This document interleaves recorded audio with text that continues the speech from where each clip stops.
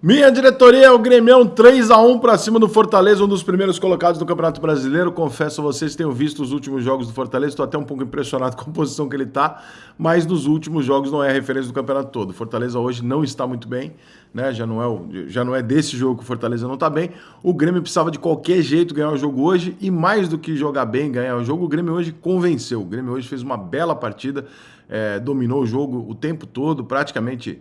Em nenhum momento ali teve susto e tal. Teve uma hora lá que o Fortaleza empatou 1-1 logo depois do gol do Grêmio, mas foi mais uma bola que acabou desviando ali, passando por baixo da perna do goleiro, porque desviou muito em cima dele e tal. O Fortaleza não conseguiu produzir quase nada defensivamente, o Grêmio funcionou. O Jeromel entrou no jogo hoje e, para variar, deu conta do recado, seja ele com quantos anos estiver, né? É o Jeromel.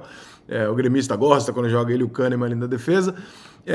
O gol do Fortaleza foi de novo em cima do lado esquerdo do Reinaldo e tal. O Reinaldo é um jogador que se preservou razoavelmente de subir, e não é só uma escolha do Reinaldo. O sistema usado pelo Grêmio, com o chileno lá, o Arevana ou Arevana, agora me esqueci o nome dele. Aravena, o ponto esquerdo do Grêmio que jogou hoje no lugar do Soteldo, e o Soteldo entrou no final e fez o gol. Que foi para mim, inclusive, o melhor em campo, o chileno. Só que ele, como ele joga praticamente de ponta esquerda, o Reinaldo não precisa tanto. Como o Edenilson joga de um meia que chega na direita, mas que não é um ponta direita, o lateral direito do Grêmio tem uma liberdade, né? O João Pedro acaba chegando muito mais do que o Reinaldo. Então é uma mistura ali que o Renato encontrou, que não era o que o torcedor queria, a volta hoje não, porque ele estava suspenso, mas o Monsalve podendo, não sendo titular e tal, não era exatamente o que o gremista tinha em mente, mas foi a solução que o Renato encontrou, porque ele deixou o time um pouco mais equilibrado defensivamente, e mesmo o Reinaldo não indo tanto, o gol foi nas costas dele. O problema é que do lado do Reinaldo, o volante do Grêmio é o Dodge. E assim, com todo respeito à pessoa e tal, eu não consigo compreender o Dodge ser um jogador de Fluminense, Grêmio e tal. Eu não vejo absolutamente nada no Dodge que não seja algo que qualquer jogador dos juniores faria, entendeu? Eu não acho que ele marca bem pra cacete, eu não acho que ele passa bem pra cacete, que ele cruza bem pra cacete, que ele cabeceia bem pra cacete, que ele chuta bem pra cacete, que ele chega... Não tem nenhuma característica que se destaque. Ele faz tudo nota 5,5, entendeu? Então, assim, pra mim, eu realmente não consigo... Claro que o titular ali é o Vila Sante, evidentemente, né? Mas ele tem jogado constantemente. Em alguns momentos até foi opção do Renato botar ele como titular. Eu não vejo dessa maneira, né? O jogo tá terminando ali, vai dar um pênalti pro Grêmio ou não? Não deu. Eu não vejo dessa forma, eu não vejo o Dodge como titular, para mim, né? Eu acho que inclusive o Vila Sante é o principal jogador do Grêmio, então quando ele não joga faz uma diferença grande. O Soteldo hoje voltando de contusão, ainda tem o Monsalve para um segundo tempo ali, ou eventualmente para ser titular, se o Renato quiser trocar de lado ali e perder o Edenilson. Eu acho que o Edenilson deu um equilíbrio razoável ali no meio de campo do Grêmio, por mais que individualmente ele não tenha partidas brilhantes, o Edenilson não seja o Edenilson do Internacional, ele consegue dar esse equilíbrio que eu falei dele jogar um pouco defensivamente. Eu vou comparar o seguinte, o Edenilson ele faz mais ou menos o que fazia o Ramiro. Ele não é um ponta direita, ele não é um volante, ele não é um meio específico, ele é um cara que preenche o lado direito do time do Grêmio, para que do lado esquerdo você tenha toda aquela liberdade. E aí você tem a passagem do João Pedro ali fazendo a lateral direita. É o ideal? Acho que não. Acho que o Renato queria ter dois jogadores extremamente habilidosos, talentosos pelas pontas e tal, porque ele não abre mão do Cristaldo, e não tem que abrir mesmo, porque o Cristaldo é um jogador regular no time do Grêmio, quase sempre ele joga muito bem. Mas hoje o Grêmio foi consistente desde o primeiro minuto, não teve o tempo todo a posse de bola, mas a posse de bola do Fortaleza é assim, ó, fica aí tocando aí atrás. Quando você vier, retoma a bola e quem leva perigo é o Grêmio. O Grêmio teve pelo menos 4, 5 chances claras de gol, ganhou o jogo por 3-1, poderia ter ganhado por mais, foi bem tranquilo, e considerando que nós estamos falando do terceiro colocado do campeonato, né, nós estamos falando de uma vitória bastante importante para o Grêmio, não só como pontuação, mas também pela recuperação, pela retomada de um Grêmio que falta pouco para terminar o Campeonato Brasileiro. Muito provavelmente vai custar caro alguns tropeços dentro de casa, como por exemplo o Criciúma, onde o Grêmio podia torcer ali por um G7, G8 de repente no Brasileirão para buscar uma Libertadores, só que nesse momento ele está um pouco distante.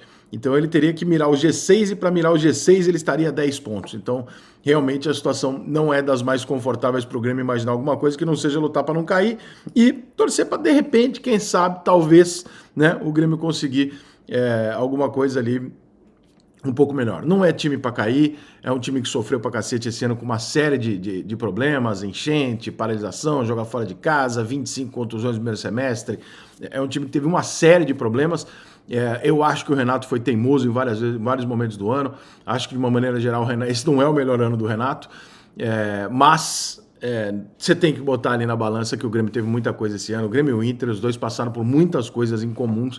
Então eu não consigo você simplesmente olhar e falar, eu vou fazer a mesma análise que eu faria se fosse uma temporada normal, como de São Paulo, Palmeiras, etc. Eu não consigo. Realmente eu acho que é um ano muito atípico para a gente ficar julgando. Hoje o Grêmio entregou um bom futebol, consistência, um jogo dominado e conseguiu criar oportunidades de gol, venceu o jogo de um dos primeiros colocados do Campeonato Brasileiro e mostra que tem uma bala na agulha aí para jogar mais e para não passar nenhum tipo de perrengue olhando para a Série B, nada disso. Classificação para a Sul-Americana. Me desculpa, o Grêmio é time grande, nenhum time grande tem que comemorar classificação para a Sul-Americana. Classificação para a Sul-Americana é o seguinte, é um prêmio dado a você por você ter tido um ano medíocre, ok? Também é isso. Próximo jogo do Grêmio. Atlético Mineiro fora de casa. Muito, muito, muito difícil. O Galo se reencontrou. Depois tem um Grenal. Depois Atlético Goianiense, Fluminense fora, Palmeiras fora. Aí vem Juventude em casa, Cruzeiro fora, São Paulo em casa, Vitória fora e o Corinthians em casa. Ou seja, a tabela do Grêmio é muito difícil daqui pra frente. Então, os pontos contra o Criciúma, que eu entendo, obviamente o torcedor olhou e falou, porra, não pode perder esses pontos. Muito em virtude também do que vem pela frente. O Grêmio não tende a sair pontuando e vencendo todos os jogos, porque são jogos muito difíceis. É muito difícil você ganhar do Galo fora, é muito difícil até fazer ponto, muito difícil o Palmeiras fora, Fluminense em situação desesperadora, o Inter vai ser no Beira-Rio, o Vitória jogando desesperador, o Atlético Goianiense, né, nem tanto, né, porque já tá meio que vai para lá do que para cá. E o Corinthians numa última rodada, onde o Corinthians pode estar precisando e tal. Então, a tabela do Grêmio é muito, muito cruel, de modo que eu não consigo olhar para isso e esperar falar, pô, o Grêmio vai ter uma arrancada agora e vai chegar entre os 6 primeiros do Brasileiro.